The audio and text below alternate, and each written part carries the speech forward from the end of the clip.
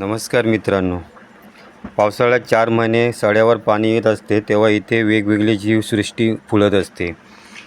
पहिल्या नजरेत हा भाग ओसाड वाटू शकतो, पण पाऊस सुरू झाला की राजापूर तालुक्यातील देवासे गावातील हा कातल सडा पूर्णपणे बदलून जातो.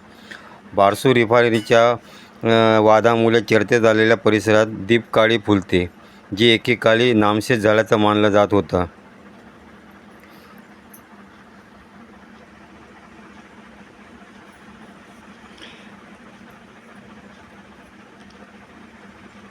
या कातल सड्यावर दीपकाळीच नाही तर इथे अजून एक दुर्मिळ वनस्पती फुलते.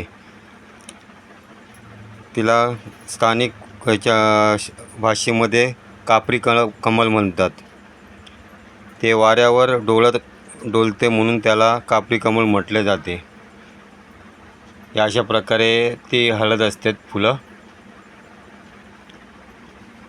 त्यामुळे त्याला कापरी कमल म्हटलं जातं.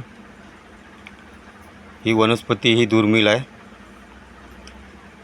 जैतापूर ऊर्जा प्रकल्पाच्या प्रस्तावित जागेच्या जवळच्या एका छोट्याशा तळ्यात आणखी एक दुर्मिळ वनस्पती आढळते.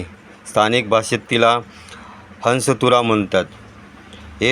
हंसासारखीच आकार असलेली ही वनस्पती भारतात याच एका ठिकाणी त्याची नोंद केलेली आहे.